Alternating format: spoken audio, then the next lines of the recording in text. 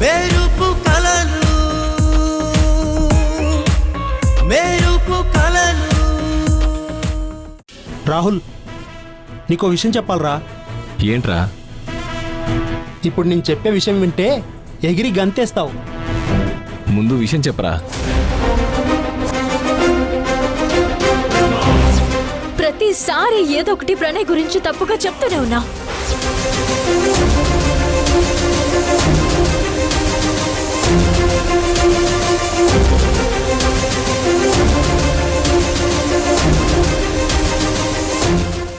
అంటే సంయుక్తని ప్రణయ్ అనేవాడు లవ్ చేస్తున్నాడా? ఇద్దరు కలిసి పెళ్లి చేసుకోవాలనుకుంటున్నారన్నమాట. కానీ ఇది ఆ జర్నలిస్ట్ వసంత్ గడికి తెలిసి వాడికిష్టం లేక వద్దు అన్నాడు. దీన్ని బట్టి చూస్తే ప్రణయ్ గాడు పెద్ద ఫ్రాడ్లా ఉన్నాడు. వాణ్ణి వాడుకుంటే ఆ భానుమతి కుటుంబాన్ని దెబ్బతీయొచ్చు. వెంటనే వాణ్ణి ట్రాప్ చేసి ఆయుధంలా మలుచుకోవాలి.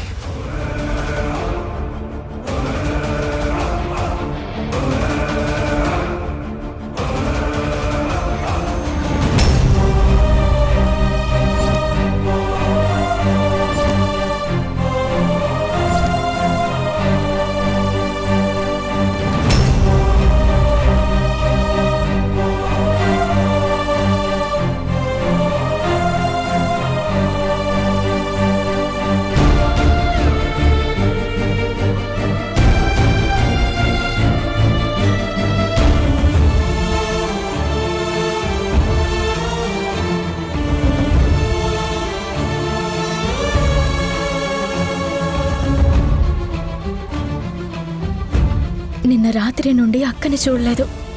పాపం మొత్తం మత్తులోనే ఉంది. ఎంత డల్ అయి ఉంటుంది. వెళ్ళొక్కసారి మాట్లాడితే తనకి రిలీఫ్గా ఉంటుంది కదా. పైగా ఇక నుండి ఇలాంటి ప్రయత్నాలు మానుకోమని నచ్చ చెప్పాలి.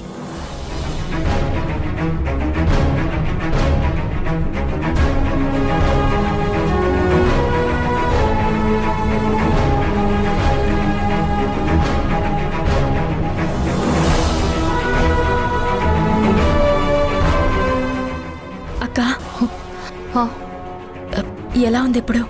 I'm okay. జాగ్రత్తగా ఉండాలక్క. మనం ఏం చేసినా ముందు వెనక చూసుకుని చేయాలి. అందుకే నేను చెప్తూనే ఉన్నాను కదక్క. చూడు ఎంత ప్రమాదం నుంచి బయటపడ్డావో. ఇప్పటికైనా మించిపోయిందేం లేదు. చెప్పు. మించిపోయిందేవి లేదు. నీ కళలన్నిటినీ మెరుపు కళలు అనుకుని వదిలేయి అని అంటున్నావు కదా. ప్రతి ఒక్కరూ వచ్చి మేమేం చెయ్యాలి, ఎలా చెయ్యాలి అని చెప్పేవాళ్లే. ఎన్నిసార్లు మీ సలహాలు మాకొద్దు అని అంటున్నా ఇంకా ఎందుకిన్ని ప్రయత్నాలు? మనిషికో మాట గొడ్డుకో దెబ్బ అన్నారు. ఇలాంటి వాళ్ళని కత్తిపెట్ట పెట్టి కోసినా మా బాధ అర్థం కాదు. ఏం మనుషులో ఏంటో. వెళ్ళో.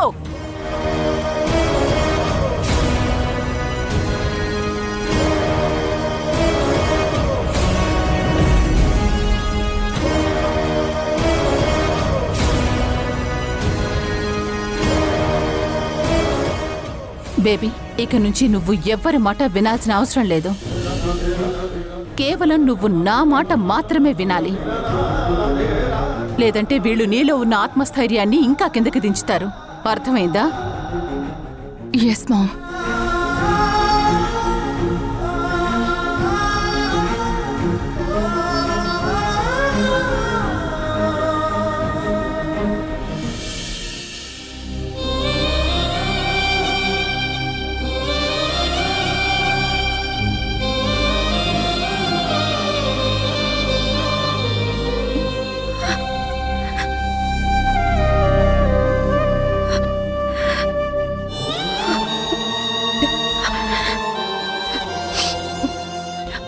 బయటకొచ్చిన కన్నీళ్లు తుడుచుకుంటే పోతాయమ్మా.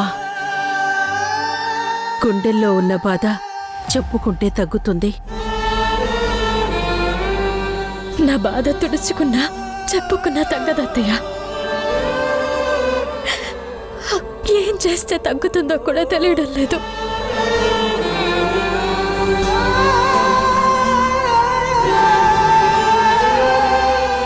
సౌందర్య పెళ్లి జరిగితేనే నీ బాధ సగం తగ్గుతుంది సౌమ్యో. అవును సౌమ్యో, నీ మనసులో బాధ తగ్గి నీ మొహంలో చిరునవ్వు కనిపించాలంటే మీ నాన్నగారి కోరిక ప్రకారం సౌందర్యకి పెళ్లి జరగాలి. కానీ అత్తయ్య, పెళ్లి సంగతి తర్వాత. ముందే మోడలింగ్, మిస్ ఇండియా అనే ఆశల నుండి అక్క బయటకొస్తే మిగతాది మనం ఏం చేయాలో ఆలోచించచ్చు. ఆ కోరిక వల్లే కదత్తయ్య తనంత పెద్ద ప్రమాదంలోకి వెళ్ళింది. కానీ దానికి కూడా నేనే బాధ్యురాల్ని అని అమ్మ అంటూ ఉంటే అక్క ఎలా దాన్ని మర్చిపోయేలా చేయగలం? నాకైతే ఏం అర్థం కావడం లేదు. నువ్వే ఇలా అంటే ఇంకెలా అవుతుందమ్మా? సౌందర్యని ఆ పిచ్చిలో నుండి బయటికి తీసుకురావాలంటే నాకు తెలిసి రెండు మార్గాలు. ఏంటత్తయ్య అవి? ఒకటి, మీ అమ్మ ద్వారా సౌందర్యని మోడలింగ్ మిస్ ఇండియా వద్దు అని చెప్పించటం. భాను ఎప్పుడైతే సౌందర్యని ప్రోత్సహించటం మానుకుంటుందో అప్పుడే సౌందర్య ఆ పిచ్చి నుండి బయటకొస్తుంది. రెండవది, సౌందర్యకి ఆ మత్తులో ఉన్న ప్రమాదం గురించి తెలియచెప్పటం, నచ్చచెప్పటం. రెండవదాన్ని మనం చెప్పలేమని అర్థమయ్యింది.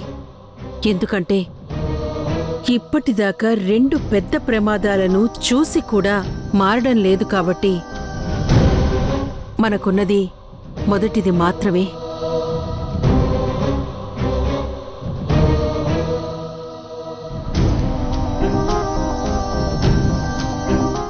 ఏంటమ్మా ఆలోచిస్తున్నావు? అమ్మని ఎలా ఒప్పించాలని.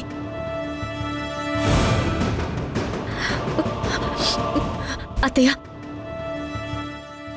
అమ్మని అక్క విషయంలో మనం మన వైపుకి తిప్పుకోగలం. ఎలా?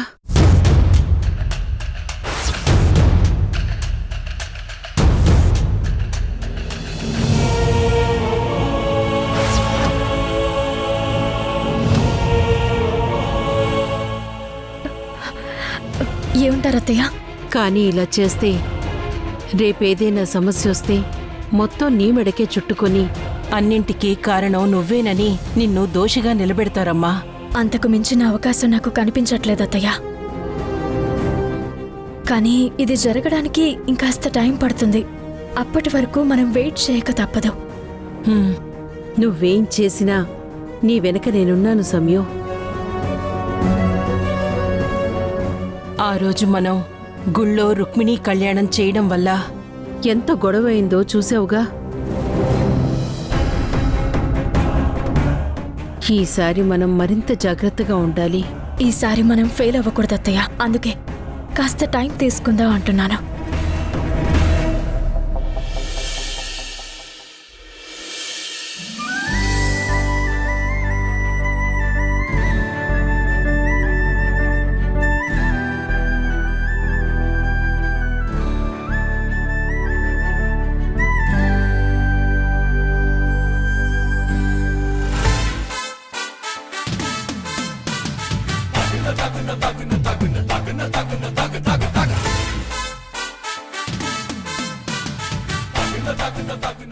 హలో.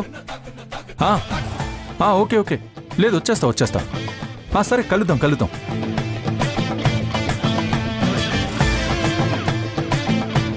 బాబాయ్ వస్తున్నా.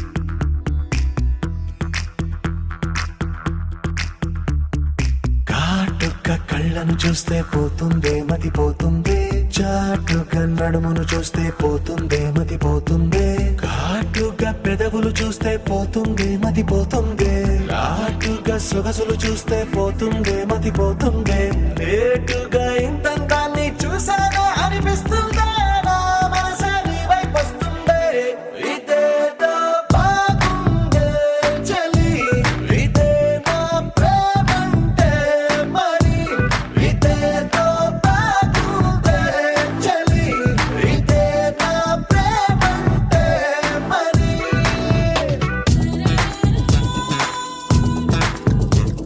వాసు కాఫీ తెచ్చాను వాసు, రా తాగుదు గాని.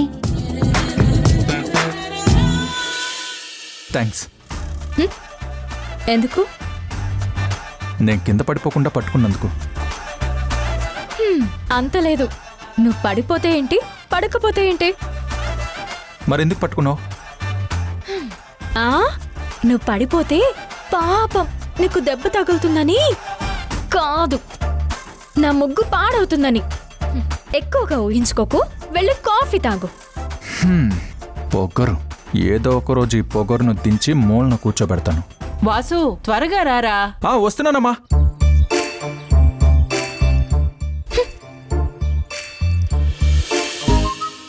అమ్మా కాఫీ తీసుకో.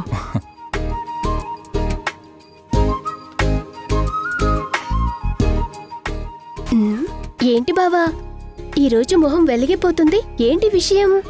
ఆ మీ బావ కొత్త కరెంట్ కనెక్షన్ తీసుకున్నాడంట, అందుకే వేలేగిపోతుంది. పవర్ బిల్ ఎక్కువ వస్తుందేమో, కాస్త తగ్గించుకోమని చెప్పు.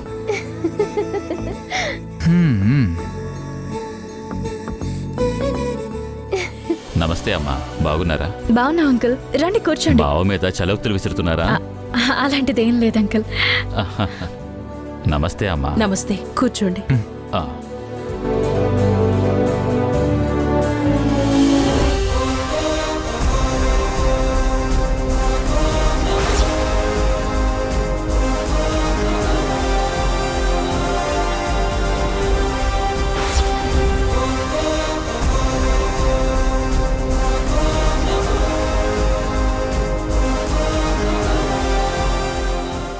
ఏమైంది అంకుల్?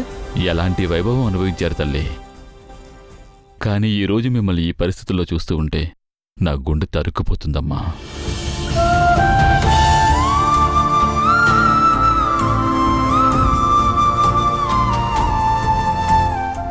మేం బానే ఉన్నాం అంకుల్. ప్రాణంగా చూసుకుని అత్తయ్య ఒడిలో ఉన్నాం కదా, మాకెలాంటి ఇబ్బంది లేదు.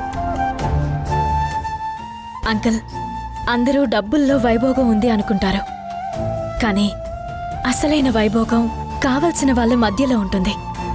ఆ విధంగా మేము ఆనందంగానే ఉన్నాం. ఇదేనమ్మా నీలో ఉన్న గొప్పతనం. ఎలాంటి పరిస్థితుల్లో ఉన్నా ఆత్మనిబ్బరం కోల్పోకుండా అలవాటు చేసుకుని ఆనందాన్ని వెతుక్కుంటావు.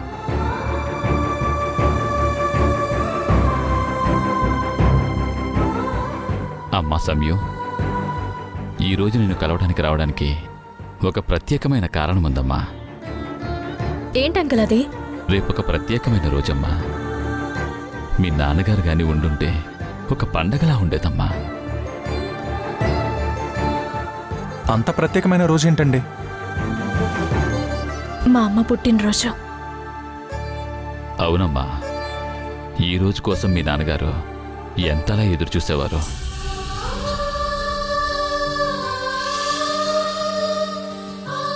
నన్ను క్షమించమ్మా. ఈ రోజును గుర్తు చేసి మీలో తెలియని ఆనందాన్ని చూడాలని వచ్చాను. కానీ పాతవి గుర్తు చేసి మిమ్మల్ని బాధ పెట్టాలని మాత్రం కాదమ్మా. అయ్యో పర్వాలేదు అంకుల్. మా ఆనందకరమైన హృదయాలను కష్టాలు కన్నీళ్ళనేవి నివురు కట్టుకున్నాయి. ఏదో ఒక రోజు ఆ నివురు తొలగిపోయి మా గుండెల్లో ఆనందం లావాలాగా బయటకు వస్తుంది. చెప్పానుగా అమ్మా, మీరున్నంత వరకు మీ ఫ్యామిలీకి ఎలాంటి ఇబ్బంది ఉండదని. ఎందుకంటే సార్లాంటి ముందు చూపేనమ్మా నీది కూడా.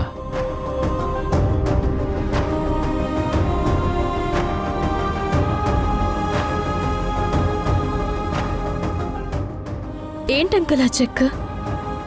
దీని మీద మీ అత్తగారి సంతకం కావాలమ్మా. అమ్మదా? అమ్మ సంతకం ఎందుకు? అమ్మా సంయుక్త, ఈ విషయం నీకు కూడా తెలీదా అమ్మా? మీ నాన్నగారు ఒక ట్రస్ట్ పెట్టి దానికి అనుబంధంగా ₹1,00,00,000 బ్యాంకులో ఫిక్స్డ్ డిపాజిట్ చేశారు.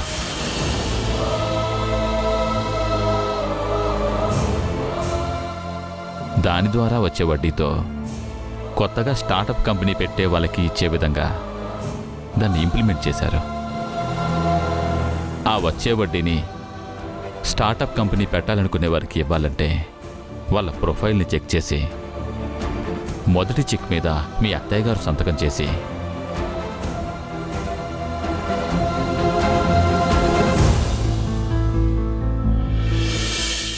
తరువాత భరద్వాజ్ సార్ సంతకం చేస్తేనే ఫండ్ పాస్ అయ్యే విధంగా జాయింట్ సిగ్నేచర్ చెక్ని తీసుకున్నారు. ఇప్పుడు సారు మనకు దూరం అయ్యారు కాబట్టి మీ అత్తయ్య గారి సంతకం తర్వాత నామినీ అయిన భానుమతి గారు సంతకం పెడితేనే ఆ ఫండ్ రిలీజ్ అవుతుందమ్మా. లేదంటే బ్యాంకులోనే ఆ ₹1,00,00,000తో పాటు వడ్డీ జమ అవుతుంది.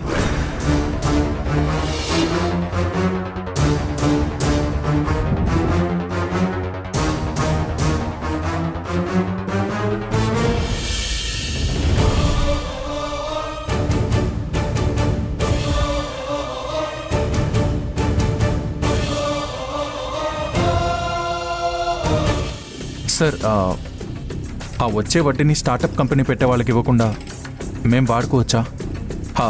ఐ మీన్ మేమేదైనా స్టార్ట్ చేయొచ్చా అని.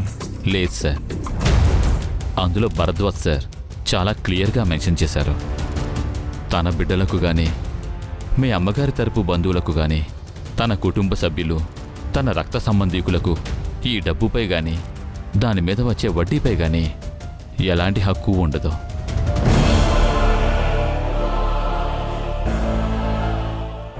బయటి వ్యక్తులు తమ ఆలోచనలతో ఒక స్టార్టప్ ఐడియాని గవర్నమెంట్ దగ్గర నుంచి అప్రూవల్ తెచ్చుకున్న వాళ్ళకి మాత్రమే అది చెందుతుంది. అలా ఎవరూ రాకపోతే ఆ వడ్డీ బ్యాంకులోనే జమ అవుతుంది. కానీ లక్కీగా ఈ సంవత్సరం 2 అబ్బాయిలు ఎలిజిబుల్ అయ్యారు. విమలమ్మ గారి సంతకం, భానుమతి మేడం సంతకం అయితే వాళ్ళకి చెక్ ఇవ్వచ్చు.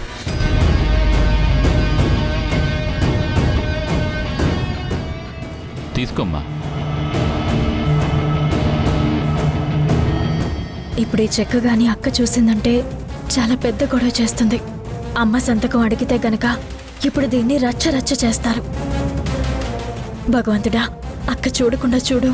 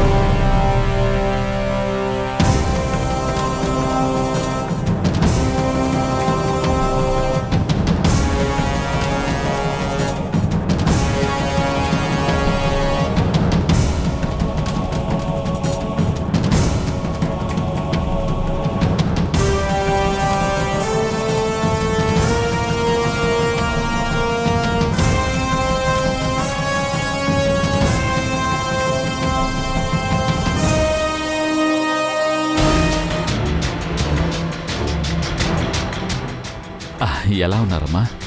మేం బానే ఉన్నాం, కానీ మీరేంటి ఇలా వచ్చారు? ఊరికేనమ్మా, పలకరించి వెళ్దామని వచ్చాను. మీరూరికే పలకరించడానికి వచ్చినా మీకివ్వడానికి మా దగ్గర ఏమీ లేవు. అనవసరంగా ఆశగా వచ్చి మీ టైం వేస్ట్ చేసుకోకండి.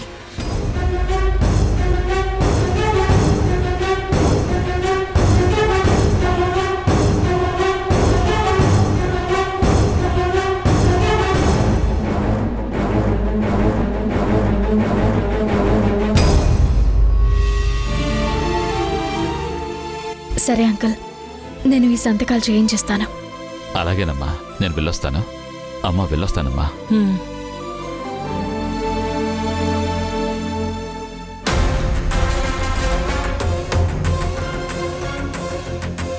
మా అమ్మ సంతకం ఓకే, మరి అత్తయ్య సంతకం ఎలా చేస్తుంది? ఏం చెప్పి చేయిస్తావు?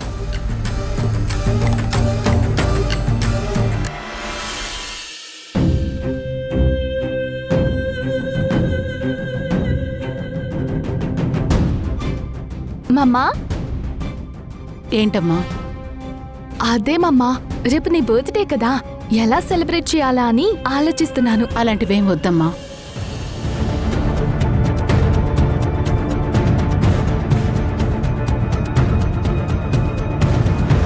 అక్క, చెప్పు సంగీత. రేపు మమ్మీ పుట్టినరోజు ఉంది కదా, మనం మన ఇంట్లో నాన్నున్నప్పుడు చాలా గ్రాండ్గా సెలబ్రేట్ చేసేవాళ్ళం కదా, మరి రేపు ఎలా సెలబ్రేట్ చేద్దాం అక్క?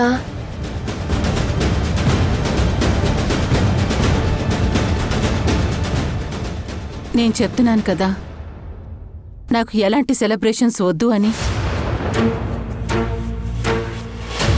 చేద్దాం సంగీత.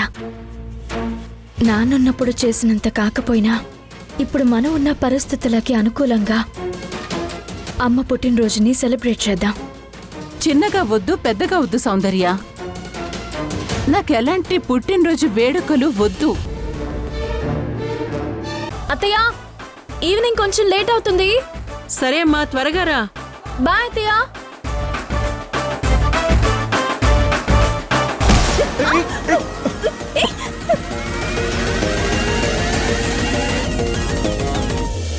అనగానగనగా కనులే కలగనగా నిజమై మెరుపల్లే వాలేగా నా ఊపిరి నడక తన ఊపిరి జడగా